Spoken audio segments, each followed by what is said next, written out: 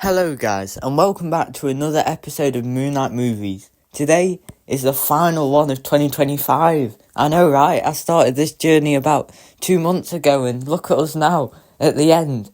And today I'll be doing kind of like a review of 2025. Kind of like the Oscars, basically, where I have a bunch of categories, and I pick what my favourite thing for that category is this year. So let's get into it. So for my favourite movie of 2025, it's Superman. I really love this film. It kind of reminded me why I fell in love with superheroes from a very young age. I love how they try their best to do everything and they can't, but they still try their best. And I think this movie really shows it in the greatest way, really. Lex Luthor's performance is amazing. Probably the best Lex Luthor in a movie, because obviously there's Smallville and Superman and Lois, which I haven't seen. But I really love Nicholas Hoult as Lex Luthor. After seeing him in like the X-Men films as Beast, I wasn't too sure, but he is perfect. David Cornsweet as Superman is amazing. He shows quite a weaker, more vulnerable side in this film, which I kind of like, because he's trying to be human. And I think that's an aspect of Superman that hasn't been really shown in movies a lot. So it was nice to see it this year. And watching it, it just really it reminded me why I love superheroes and stuff. So that's my favourite movie of 2025. I'm aware there's films like F1 and Sinners, which I didn't get to see. So maybe I'll do another one in 2026 and see if I've seen anything better. But yeah, Superman is the best film of 2025. The best actor of 2025. Are you ready? Because I don't think anyone's predicted this. It's Cillian Murphy. You might be thinking and shouting at your screens and throwing things. Why is Cillian Murphy here? What's he been in? Well, on Netflix, a film called Steve released. Don't worry, it's not a Minecraft movie. It's about a teacher who is struggling with his mental health, but also keeping the school he's at alive. And he's got such a good dynamic with everyone in the film. There's a boy that I can't remember the name of, but he has such a good relationship with him. And I think Cillian Murphy just brings such a presence to this role and really makes the movie stand out, because part of the reason why I love this film is Cillian Murphy. He's so good in it. It's kind of like Dead Poets Society, but kind of not at the same time. I think it adds enough to stay fresh, but gives me Dead Poets Society vibes, which is maybe why I like it. But going back to Cillian Murphy, I think he has such range, and this role really showed it, because usually he plays, big villains or businessmen, but never really struggling teachers. And at times I kind of forgot it was Cillian Murphy, and I think if an actor can make you forget who they are in the movie, then they have done a pretty solid job, and that's what Cillian Murphy did for me and Steve. So yes, Cillian Murphy, best actor of 2025. And for the best actress of 2025, I think I'm going to give it to Vanessa Kirby. She was quite famous this year for playing Susan Storm, which in the newest Fantastic Four movie, she was kind of the focal point of it. One of the main plots of it was that she was pregnant with Franklin Richards and that Galactus wanted that baby. So all of Earth really wanted her to give up that baby, and she didn't. And I think that really adds to the family side of the Fantastic Four, which doesn't really get seen a lot. And I think that's where the film really shines, with her portrayal as Susan Storm.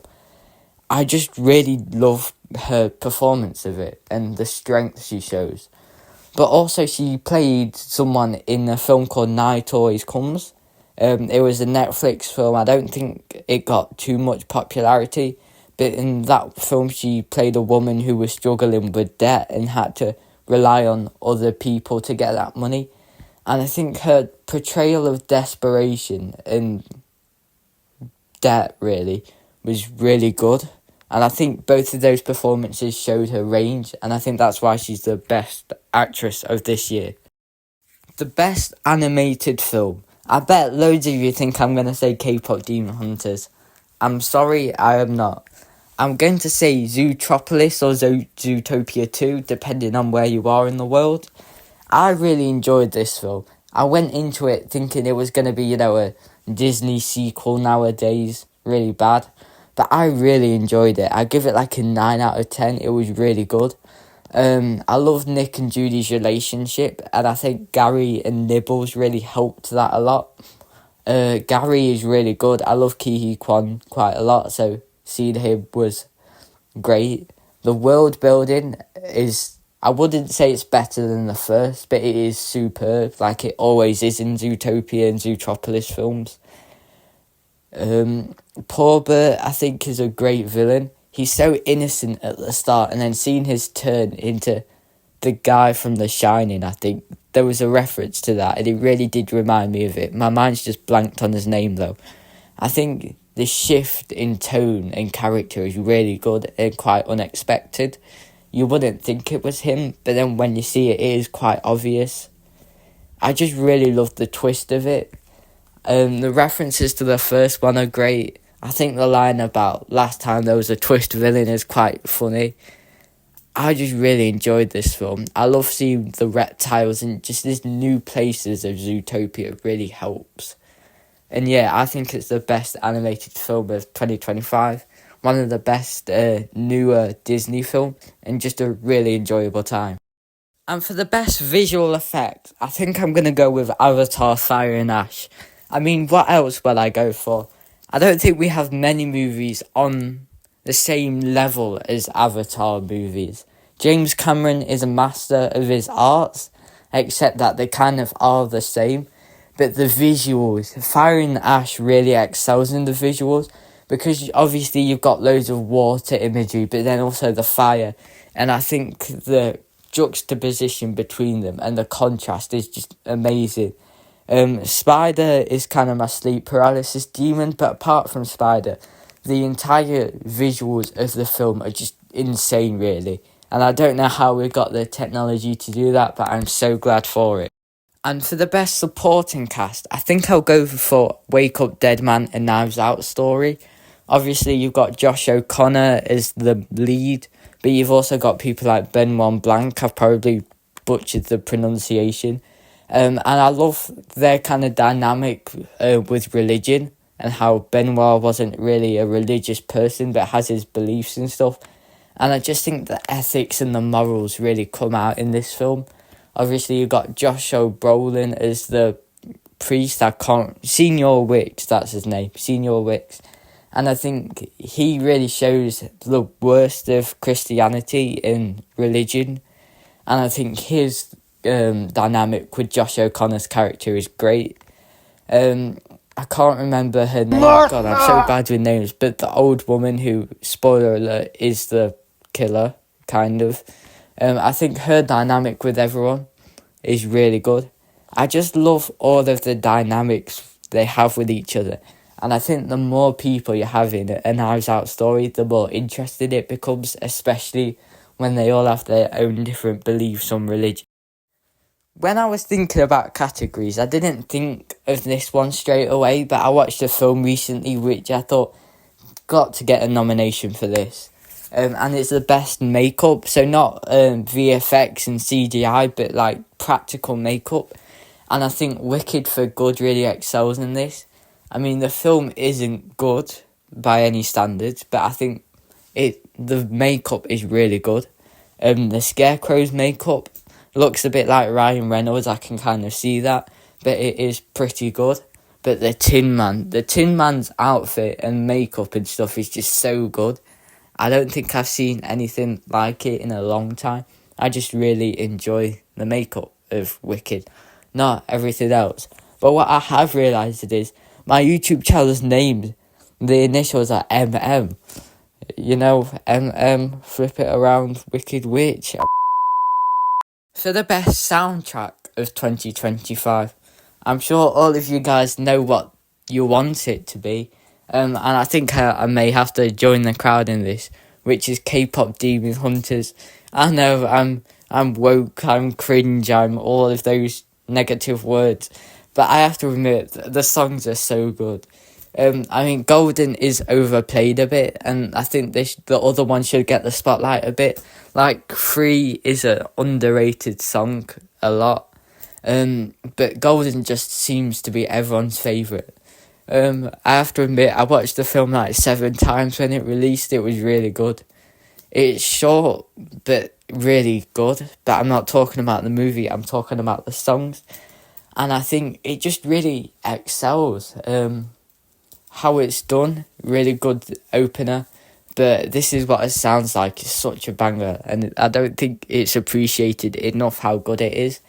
For the ending, it is just great. I love it so much. It looks like I'm a K-pop Demon Hunters fan. I don't have a lot to say about the score, but I think Nine Inch Nails did an amazing job for Tron Ares. I think for the funniest movie, in my opinion, is a Minecraft movie, and I don't think it was intended to be as funny as it was. Chicken Jockey caused so much, but I remember it being like the highlight of my week, seeing all the Chicken Jockey videos. It's so memeable, and that's kind of why I like it. I'm a big Minecraft fan. When I saw the movie, I expected a bit more Minecraft elements, but I thought it was quite funny. Another contender for the funniest film is Happy Gilmore 2, which isn't a good movie by any standards, but is quite funny. But I think I'm going to go with a Minecraft movie as the funniest movie of the year. My biggest surprise is Now You See Me, Now You Don't. I was going to see another film, but then I couldn't. So I kind of had to watch this film, and I'm so glad I did. I hadn't seen the previous 2, which is why I didn't initially want to see it. But I'm so glad I did, because it was so good. The twist at the end, I won't give any spoilers, but it is insane.